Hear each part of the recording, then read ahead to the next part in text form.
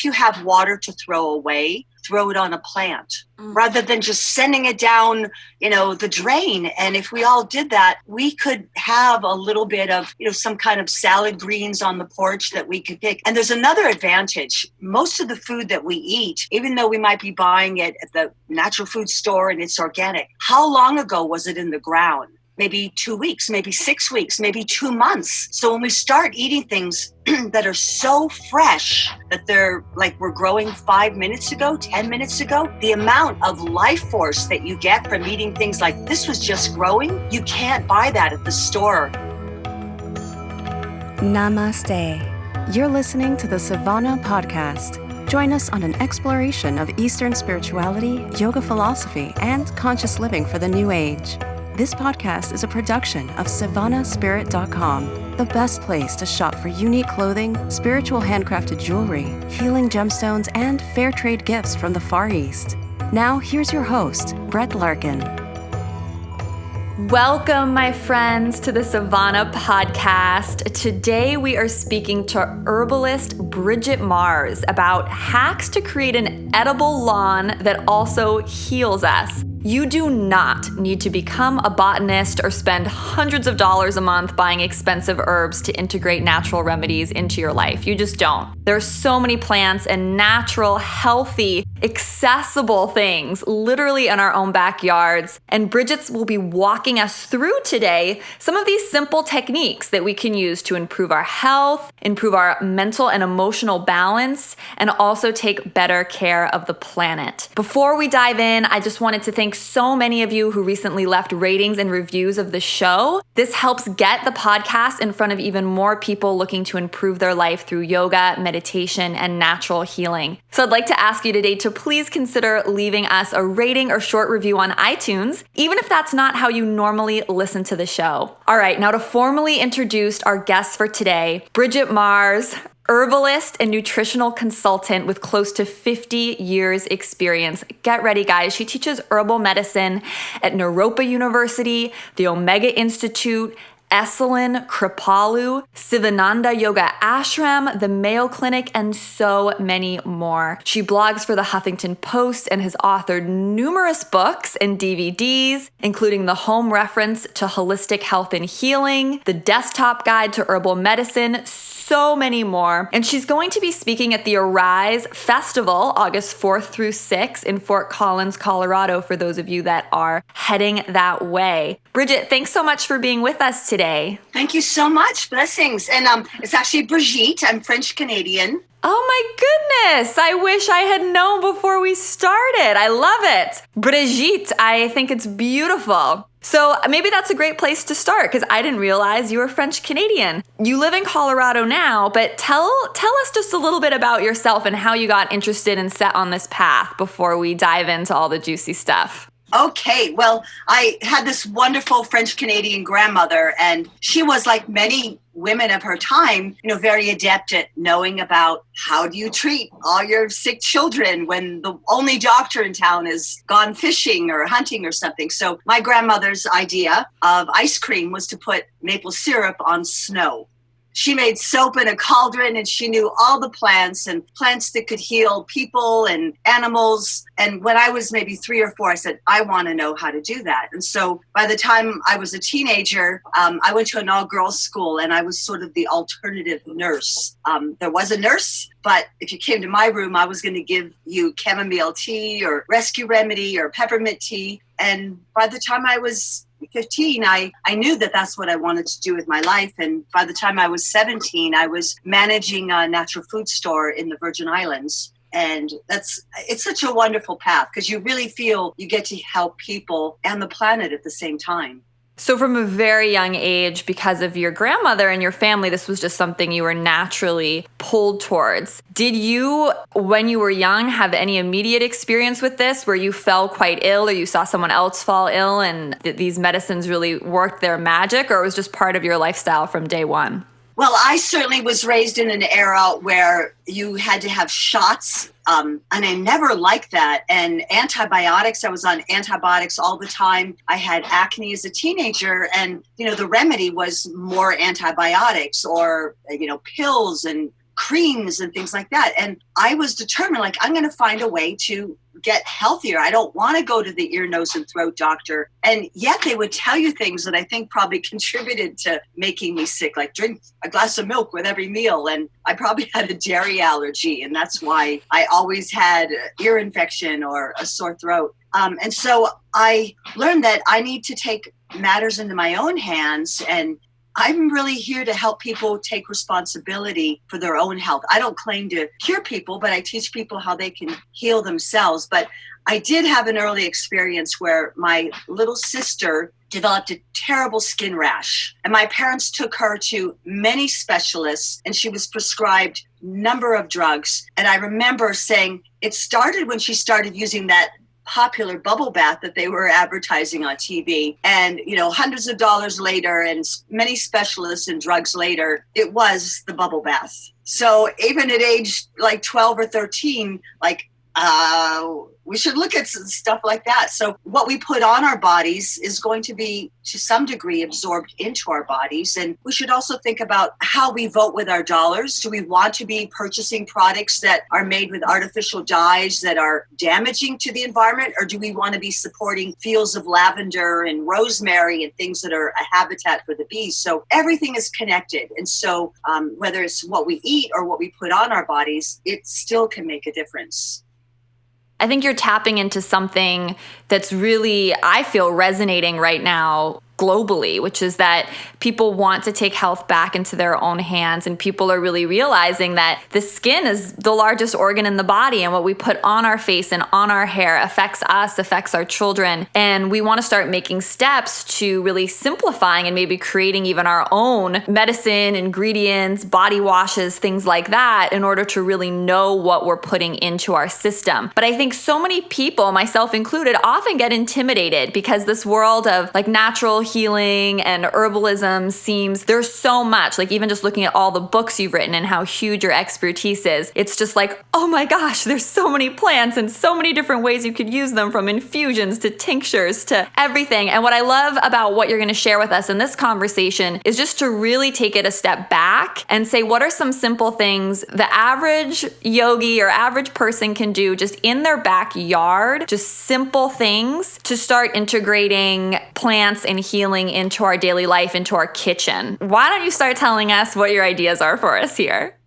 I would be more than happy to. Well, one thing is you don't have to learn all the plants on the planet, but if you could start by learning what's growing around you. And it's said that the average American recognizes over 1,000 logos and the products they're associated with, and yet maybe less than 5 birds or 5 plants in their area. So, why don't you start learning about what grows around you? And unfortunately, we've been bamboozled by the media to think that what grows around us that's wild needs to be eradicated. And I really feel like I'm a champion for the dandelion, because the dandelion is one of the top 5 most nutritious vegetables. And rather than seeing it as a weed, well, what's really amazing about the dandelion, it's very dry right now. It hasn't rained in a good rain in a few weeks. And the grass is dying. However, the dandelions survive. They thrive. They are hardy and adaptable. They survive without very much water. No one plants them. They don't have mulch or fertilizer. And so we can learn some skills from these wild plants, because grass is one of the most water-intensive crops on the face of the earth. It's said that we're using about 1/3 of our nation's water supply to water grass. And that's crazy. It's a crop that we don't even eat, unless you're a goat or a cow or something. And yes, you can drink wheatgrass juice, but I don't think that's why most people have these lawns. And then we spend all this energy watering and growing this, and then we mow it down and put these grass clippings in plastic bags, which also creates garbage and waste, because the grass clippings could be fertilizer for the earth or mulch, or help keep the earth cool or return nutrients to the earth. So that whole concept of the American lawn was something started by the European aristocracy. And that might have been cool in the 1800s, but we really need to rethink how we use water. And I'm a big advocate of not wasting it and pouring it on lawns. So if you are going to have a lawn, why not think about things that are edible and medicinal and that provide habitats for the bees? Because we all know the bees are dying at an alarming rate. And so we can't solve all the problems on the planet by ourselves, but most people have a little patch of something, whether it be a porch or a balcony or a small front lawn. If we just start thinking about what we have that we can have some control over and start returning it to more greenery. So let's say you're thinking about planting a lawn. Why not plant something that grows very small and short, but still produces flowers so that it could be pollen for the bees? Dandelion, by the way, is one of the first foods for the bees in the springtime.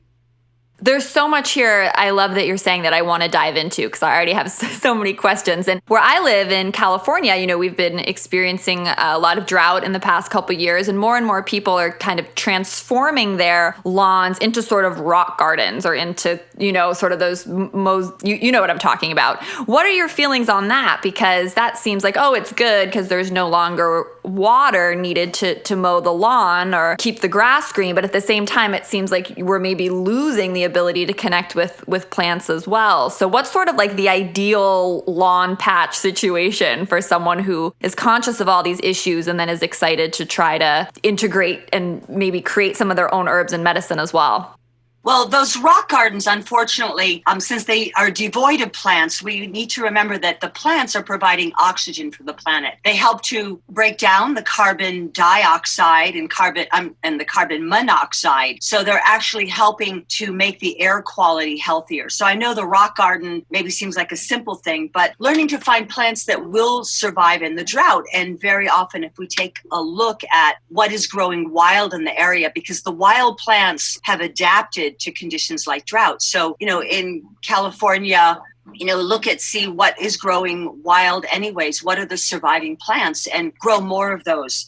And I think the worst thing is when you have a rock garden and then a weed comes up and then people spray that as if it were an enemy. And I'd say, find what will thrive in your area. Rosemary, thyme, lavender. I'm in Colorado, so we have different plants there, but I do go to California, and I see the drought is really, really a serious thing, and we need to change the way we treat water. So another thing I'm suggesting that people do is having a basin in their sink. And there's so much water that gets just sent down the drain every day. The water from rinsing a dish before you put it in the dishwasher or rinsing an apple. What if everybody collected that water and several times during the day you opened the front door or the porch door and you gave that water to the mint plants or a raspberry bush? So I'm really trying to encourage people to be about recreating Eden. And a quote that I heard when I was maybe 14, 15 years old was, if you have water to throw away, throw it on a plant rather than just sending it down,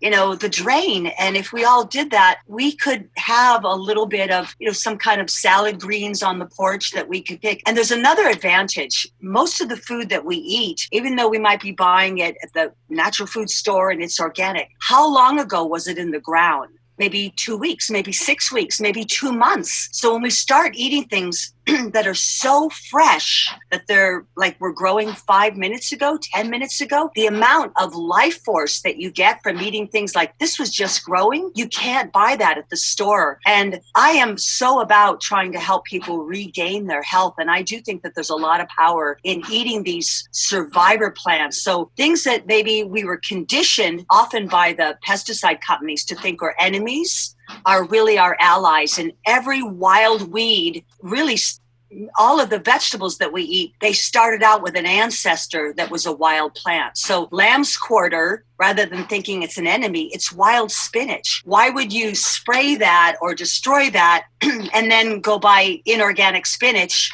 from another state that is in a plastic bag with a barcode, when nature is offering you?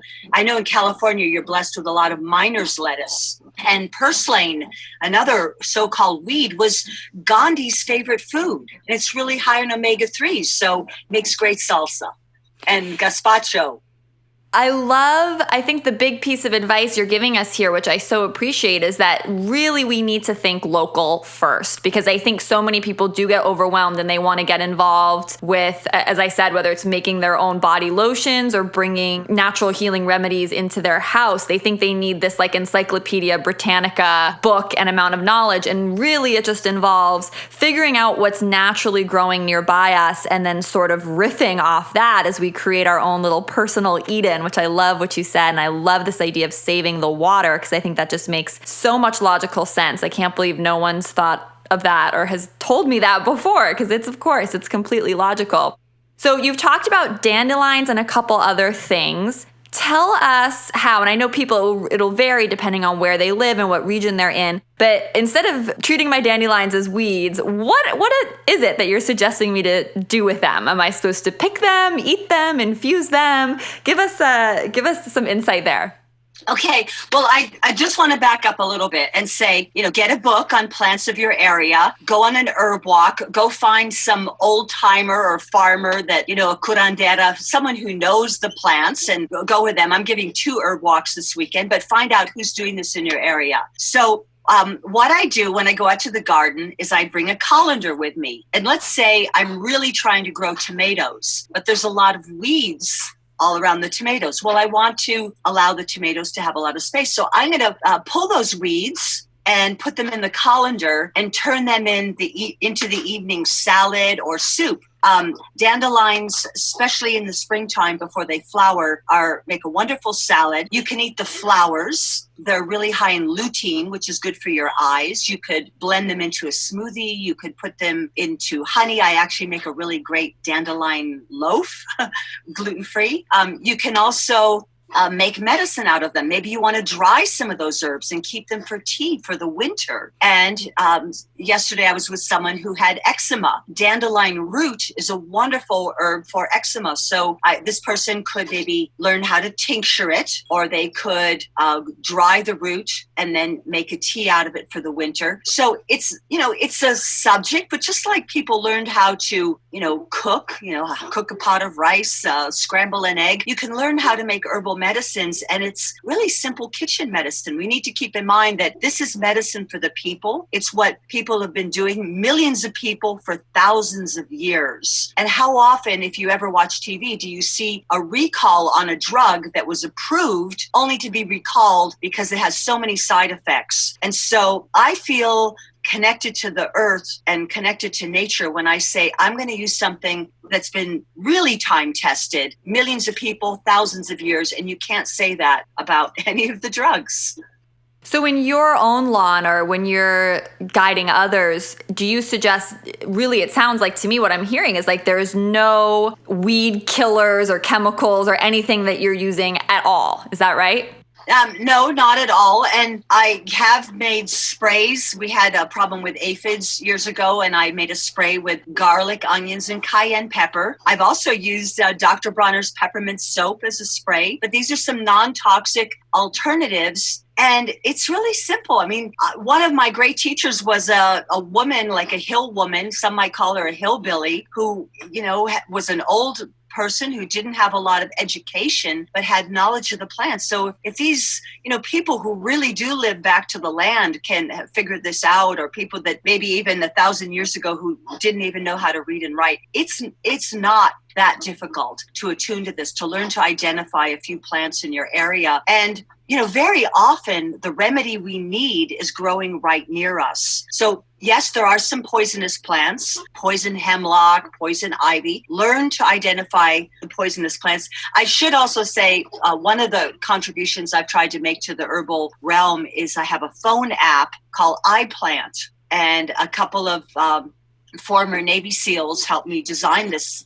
And it only works for iPhone or iPad, but it's pictures of like 200 plants. But there's so many ways to learn, and we should certainly keep learning our whole life. And what a more wonderful thing than to teach our children the names of the plants. So when my kids were little, they'd say, Mom, can I have some money? And I'd say, sure, let's go for a little walk. I'll give you $0.25 for every plant you can identify, 50 cents if you know the Latin name, $1 if you can tell me 3 uses of the plant. And, in California, where you do have things like earthquakes and which are happening more all around the country, I mean, wouldn't it be great to know what things you could eat until Red Cross got there? I mean, people think, oh my God, I don't have a can opener. And yet there's so much. I actually lived for 2.5 years totally off of wild edible plants.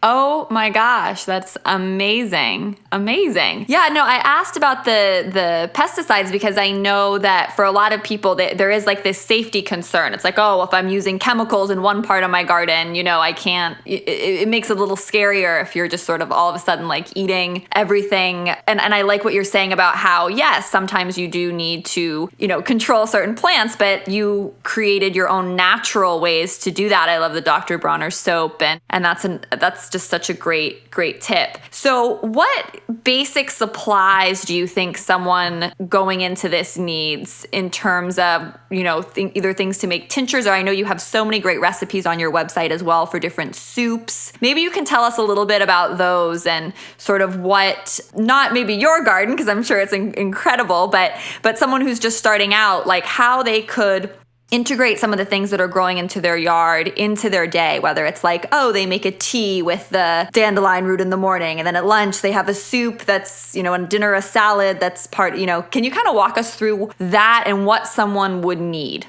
Well, a lot of it you probably already have. So, a good book or two, a colander. I find a blender a very helpful tool. A blender is helpful for pureeing herbs. Maybe you want to make a pesto. The word pesto means paste, and a pesto is a really great way of, preserving an abundance of an herb. And it could be greens like lamb's quarter, but it could be arugula, it could be cilantro or basil or thyme or rosemary that you just blend up with olive oil and garlic, for example, and make some kind of, pesto. And you could freeze it for the winter, put it in little ice cube trays, and then thaw out what you need when you need it. Apple cider vinegar is a great tool. Most people already have that. A pot to boil water in. I mean, making tea is so simple. You bring a pot of water to a boil, turn the heat off, and then add about a heaping teaspoon of herb per cup of water. That's a simple way to make a tea. I sometimes use ball jars where I put dried herb in a ball or mason jar, cover it to the top with hot water, put the lid on, and let it sit overnight. And then a strainer would be another helpful tool because you don't have to drink the really fibrous plants. But, basically, I like to say, eat more greens. In the color spectrum, green is right in the middle. And green indicates the presence of chlorophyll. And there's only one atom of difference between chlorophyll and hemoglobin. So chlorophyll builds our blood. It brings oxygen into our bodies. So I like to find ways to include more greens in my diet. So salad, soup is really easy. The soup could be raw or cooked. In the summertime, I'm likely to do a lot more raw soups, blend in avocado, tomato, and some wild greens with a little salt and a little lemon juice. Makes a delicious soup. But in the winter, maybe you want to blend it with,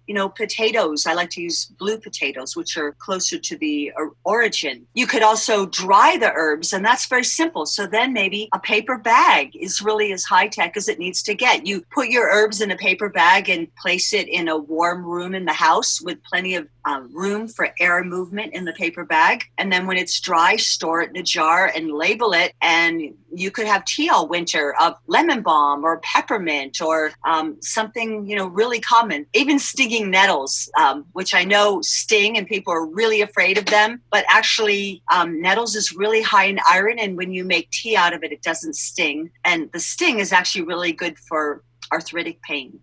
Okay, so talking about arthritis, I'd love for you to tell us now some of the herbs that you use instead of drugs, right? Because I think a lot of us would love just to know some first aid basics of things that we can use in our kitchen, in our home, instead of, again, constantly reaching for the pharmacy or, even having to go down the route of antibiotics or things like that. So do you have some favorite herbs that are maybe also growable or easily findable depending on where you live for basic things like headaches or little cuts and scrapes or nausea or cramps or things like that?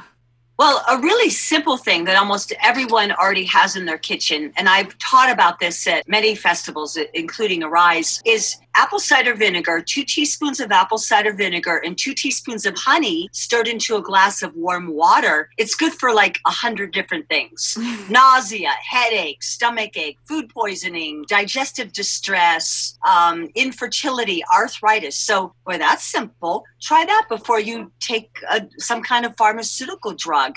It's almost like people have given the power of their health away to somebody else. And I think that that's something we've been conditioned to do. Like, oh, you couldn't possibly be smart enough to know how to take care of your own body. And yet you live there. So we really need to wake up, and rather than only looking for the remedy for the illness, we should also be looking at what is causing the illness. Could it be some of the junk food that's being advertised to us on TV? So, I certainly think, look at what you put in your body, regard your body as a temple, and, do healthy practices and, support the companies that are doing good things for the environment, whether it be that they're run on wind power or solar power, or they're using soy-based ink, or donating a portion of the proceeds to Rainforest Action, so that's really important. So everything is connected, and we make choices all day long. So I forget what the question was, but well, I'm gonna come back to it, but it's okay because you got me.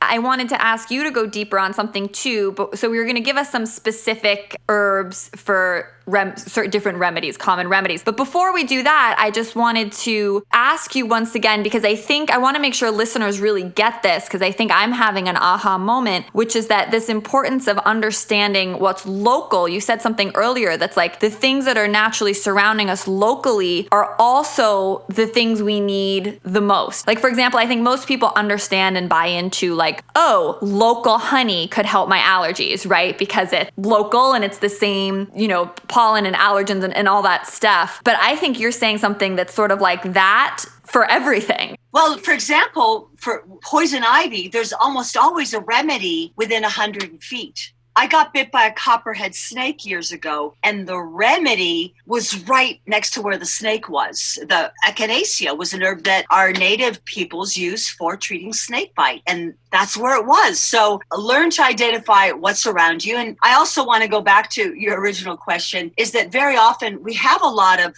natural medicines in our kitchen. Honey is good for burns. We have lemon juice, apple cider vinegar, cabbage, salt. And these are things that people all around the world often have. But then, another thing I would almost always have in my first aid kit, a bottle of tea tree oil, which is not local or native, but it is in the same family as eucalyptus. But tea tree oil, a little bottle of that, it's a first aid kit in a bottle. So it's native to Australia, so that's not local. But I love the idea that you don't have to have a huge, plethora of remedies. You can find a few things: peppermint tea, echinacea tincture, tea tree oil, lavender oil, which does grow throughout the United States. Yeah, and that the natural world around us is supporting us and taking care of us, because I think a lot of people are scared, right? Like scared to like pull a dandelion out of their backyard and then make something with it. Like that seems somehow frightening, like it's an unknown. But what you're saying is no, like we're all part of this larger ecosystem, and the things that are available naturally around us in most cases are supporting us, or even if they're dangerous, there's something that is equally healing very close by. And when you sort of take the flip side of that, which is like popping an aspirin or popping a Tylenol or some other pharmaceutical that we have no idea what's in it, it does sort of seem like we're just sort of giving our power, or giving our control of what we put in our body away, which is, it's interesting. But we certainly do not want to collect plants within 50 feet of a busy road. And if your yard has been sprayed within 2 years, you want to collect elsewhere. And stop spraying and educate your neighbors. Have been going into places of business where I see pesticides applied signs and saying, I will never do business with your bank because you spray pesticides. And people think, well, it's my yard, I can do what I want. But it ends up going into the air and going into the water when the rains come, and we're all connected. It's not just your little piece of land. And I have a daughter who lives in LA and had put a beehive in her backyard, and the bees were thriving, and a neighbor sprayed that terrible glycophosphate pesticide that gets advertised on TV, and all her bees were dead the next day. And so it is affecting your neighbors, and all of those bees could be pollinating the fruit that you're hoping to buy at the farmer's market, the peaches and the cherries and the plums, because 3 out of every 4 bites of food we eat are pollinated by our bee allies. And you mentioned bees before, and I made a note here to ask you more about it, because you seem to imply that one of the biggest and best things we can do in creating our own little personal Eden or backyard slice of the world to improve our health and hopefully that of those around us as well was to try to create an atmosphere that would be bee friendly and be comfortable. What other tips or advice do you have about that? I mean, I don't know if everyone wants to become a full-on beekeeper, but what are little things we can do to encourage and support our bees? Well, look for plants that make really easy food for the bees. I think of thyme. I think of lemon balm is a really easy one. So if you're a beginning gardener and you want to really build your confidence, lemon balm comes up year after year. You can make tea out of it. It's in the mint family. It's totally safe and friendly. I like to crush up lemon balm and put it in my bottle of water. It makes the water taste lemony. It's an antidepressant. It's a natural remedy for attention deficit. And you could even make pesto out of it or put it in your salad or your green smoothies or green juice. So that's a really easy one. And there's always this concern, like, I'm afraid it's going to take over. Well, if you have a whole lot of it, then dry it for tea for the winter, or you can dry it and use it even in the bathtub as a relaxing antidepressant bath. You could make holiday gifts, but the fact that it's growing, you're actually being part of the solution rather than part of the problem. Is there another one like that, like lemon balm for the beginner gardener that you'd recommend? Violets are really easy to grow. They're one of the first things that come up in the spring. You can eat the violet leaves. They are a traditional anti-cancer herb. You can eat the violet flowers. But thyme would make a really nice lawn. It's very low growing. It's wonderful for the bees. I think Shakespeare alluded to the fact that fairies love to dance upon a bed of thyme. So that's a really nice herb and low growing, and you can use it for food and medicine. It's particularly antimicrobial and great for lung health. And I like that you mentioned that, because that's something we could do as an alternative to grass, basically. Or if we, maybe have a grass lawn and we're looking to either reduce the amount of grass or potentially eliminate it, that's something we could think about. Are there any others you suggest? Well, white clover would be another thing you could do. So if you want a short lawn because you have kids that are playing Frisbee or pets that like to frolic, white clover you can find a variety that's very short growing and the flowers are tiny. So the bees will have an opportunity to, do their magic and help pollinate. And it still works. It's not, so long that you're in a jungle. Yes, we don't want to be in a jungle. I like how you added, so of course our environment is naturally supporting us, but we do live in modern times, right? So we don't want to be collecting herbs or flowers by the side of the freeway, and we want to be conscious of what our neighbors are doing to keep ourselves safe. What advice do you have for our listeners who are maybe living in cities or maybe living in more urban environments and what they can do? I'm assuming, I definitely see those little planter boxes of herbs or just something that they could put on a windowsill or porch. What advice do you have for those folks? Okay, well, I do live in the city and I do compost. So we have a big compost bin. It's really not that hard. And I actually grow a lot of plants on the sidewalk. So all of that little area, which I don't legally own, but I'm going to garden anyways. And I have to admit, I'm a bit of a pirate. I go around early in the morning with a shovel and I plant trees, not only on where the block I live, but other blocks too. I stick little trees here and there in parks, put some bricks around it, and you can't be attached. They're not all going to be there. But another proverb that I heard years ago is the best time to plant a tree is 20 years ago. The next best time is now. And I love that I can walk through the neighborhood and there's plums and apples and peaches and mulberries. And another really easy thing to grow is serviceberry, also known as Juneberry. It's a small shrub, or there's several varieties of it, but it can be a small shrub that produces abundance of blueberries that are delicious, and you don't have seeds and you can collect a lot of them from one plant. So knowing about a few plants that produce a lot that don't take up too much room. So also think about, also in the city, you could learn to do some kitchen gardening, like sprouting. So that's something that I do a lot of in the winter, just growing things on your, near your windowsill. also, what do you have? Maybe you have a porch, maybe you have a balcony, maybe you can grow some culinary herbs, maybe you can get some nice pots and plant lettuce so you have that growing fresh. And certainly, I love the addition of culinary herbs, basil and cilantro. We can never have too much of those. And it seems like so many of these things we can just drink as infusions and that they can just be so simple. Do you want to tell our listeners just what an infusion, just in case they don't know, like what an infusion is and how simple it can be to just have either like a cold lilac water infusion? I think you have a recipe for that somewhere, or maybe something that's more hot and medicinal. Do you want to give us some examples just to get us inspired?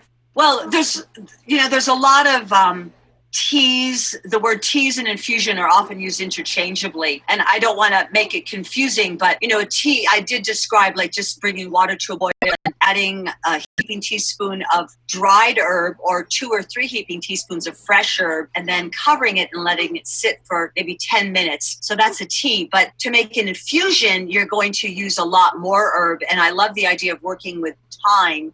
Time. So I put maybe an inch of dried herb in a glass jar and cover it to the top with hot water, put the lid on, and then in the morning strain it. So that's considered an overnight infusion. And that's going to extract the most amount of nutrients from your plants. So I love to do that with things like nettles and dandelion. But there's a lot of varieties and ways that you can do it when you're making a tea from roots. Generally, people simmer them at a low boil for about 20 minutes. So one of the books I've written, The Desktop Guide to Herbal Medicine, has directions on how to make a tea, a tincture, a salve, a poultice, a compress. But again, none of this is difficult. This is kitchen medicine that people have done in very primitive situations where they don't have electricity, and you can do it too, because we probably have electricity.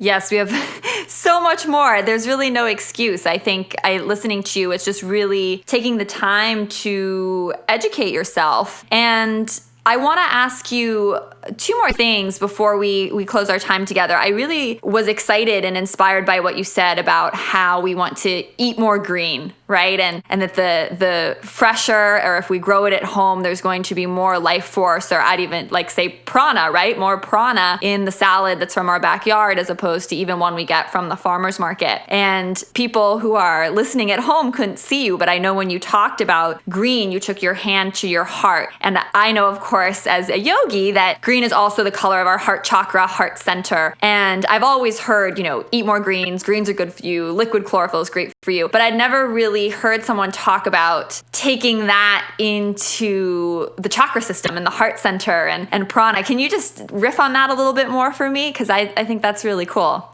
Well, I actually want to encourage people to eat the rainbow. And I do work with the chakra system a lot and talk about that. So every different color of a plant indicates a different phytonutrient. Like lycopene is found in red plants, like cherries or tomatoes or watermelon or guava, red onion, and then maybe orange plants are high in beta carotene, and yellow might indicate the presence of vitamin C, and then green, right in the center. Then blue, indigo, and violet plants are often good for our higher centers. So things like plums and elderberries and blue potatoes and blueberries and blackberries, elderberries are going to give us something called anthocyanins, and they're going to be really good for brain function and also nourishing the nervous system. So one of the ways I check in with my grandchildren is like, what colors did you eat today? And so eat the rainbow, but remember, green is in the center. And how can you add more greens to your food? They're usually not the most flavorful, like,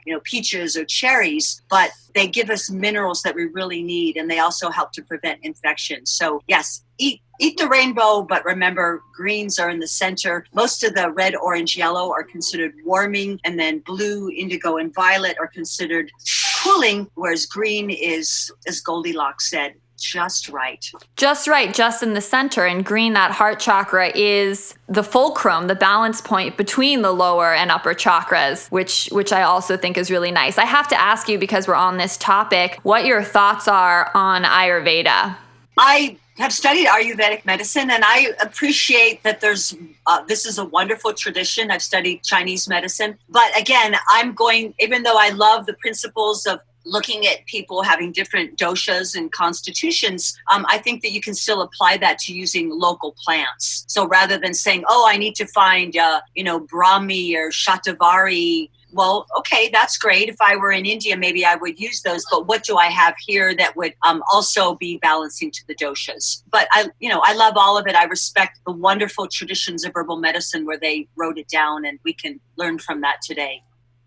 Wonderful. All right. So my last question for you, and this has been so incredibly fun, is I just wanted to touch, I know it's a big topic and we've had other entire podcasts just on this topic, but since you're such an expert in this, I wanted to just touch on this idea of using plants that are potentially psychoactive in sacred use or as part of a meditation or spiritual practice. Is there anything you want to share about, or, kind of top 3 things you want people to know about that if they're looking into that or interested in that? Sure. I love that topic. And that's actually a topic that I speak on a lot. I will be speaking at Arise Festival August 4th through the 6th. And one of the many workshops I'll be doing there is called Sacred Psychoactives. And I feel that in the whole festival scene, there's so many festivals going on. And I love Arise. It happens in Colorado, Fort Collins, which is a most beautiful place at the Sunrise Ranch, which has long been a spiritual community. And a lot of young people take plants that we might consider psychedelic, psychoactive, shamanistic, hallucinogenic. And so they've asked me to come in and teach a workshop on the safe and sacred use of these plants. Because personally, I think that these are plants that should be used with intention and in a safe set and setting. And so I have come up with an acronym. Actually, my partner came up with the acronym EPIC.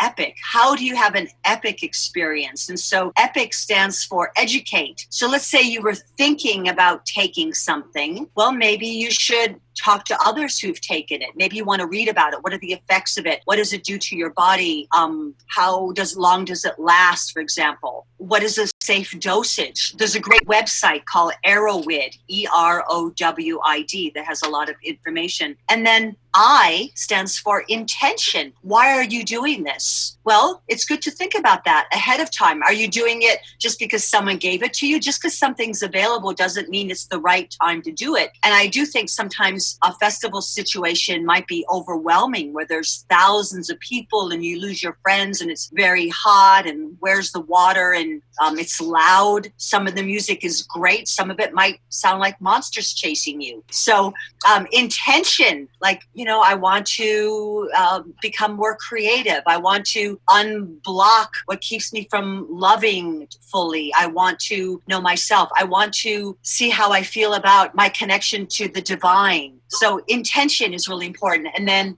And wait, did we skip P? Because I want to make sure we skip P. It's okay. No, I'm loving this. I want to make sure we get it. So we had educate. And then P is preparation. Okay. Preparation, thank you, is about creating safe set and setting. So creating safe set and setting might be about, well, who are you going to do this with? You're going to do it with 10,000 people you don't know, or maybe you're going to do it with a small group of friends that you really love and trust who've been there for you, that have integrity, that are kind and conscious and, pleasing to you, or are people that you're going to make you paranoid. So preparation could also be about what is the set that you're going to be in. Is it going to be clean? Are the dishes done? Is it beautiful? Or maybe you're going to be in nature. But another thing might be maybe you want to have somebody who's not on anything, be the driver or help keep the space safe, or say, you really shouldn't take your clothes off at the national park. So maybe you need somebody who's a kind of a grounded person who can just keep the space safe. And then maybe preparation means that you think about laying out an altar where you have things for beautiful things to smell, or some, simple pieces of fruit to taste, or oracles, like maybe you're going to pick a tarot card or do the I Ching, or maybe, and then music, because I'll tell you, there's a lot of music that does not pass the acid test. And then, so that's preparation. And then intention, maybe you want to have a journal with you. So the last part of the acronym is C, coalesce. So how do you integrate this experience and bring it into your life so that you live a better life more consciously? So I think all these things are possible. And I also want to say that my intention is not to encourage people to use these things, but if they are going to use them, how to use them so that it is something they do with benefit, with safety, with clarity, that helps to improve their life and not turns them into, a freak out. And I know that festivals like Arise and some of the other festivals I teach, they often have a safe zone for people to go. Very often, if the music gets scary, you have a lot more people going to the Zendo or the meditation tent or safe space. Yes. Safe space, yes. So I think that's really important. I'm really glad that I get to teach about that at Arise, and that's something I've taught for the past 2 years. And I think they're really brave to put that out there because it's needed, because we've had this culture of just say no and now just say yes. But how? We need to just say how. Right. I love it. So, so true. I want to thank you so much for sharing your knowledge with us today on the show, from the very, very practical basics that I think everyone who's listened to this episode can just start saving their water, after they do the dishes, and putting a basin in the sink is like the easiest thing that we could each do. It's just so simple. It's ridiculous to going really deep with us on, some of these specific herbs. And then for people who want to, take it even a step farther into perhaps their sacred or meditative practice using some of these psychoactive plants, I'm excited for them to hopefully be able to connect with you even more. Where is the best place? I know you're going to be teaching live at Arise in August. Beyond that, what's the best way for people to find you and get connected with you? Okay, and I will also be giving an herb walk at Arise, so I have lots of great classes there. So do check out arisefestival.com. But to find me, I'm at BrigitteMars.com. So BRIGITTE, Mars, like the planet, BrigitteMars.com. And I have lots of recipes, remedies, articles. Check out my books and keep learning your whole life and bring more plants into your life, whether it be on your body, in your yard. And I thank you so much for being such a wonderful host. Many blessings to you, Brett. And peace and love. Hope to see you at Arise. Wonderful. Thank you so much. We'll talk to you guys next time. Thank you.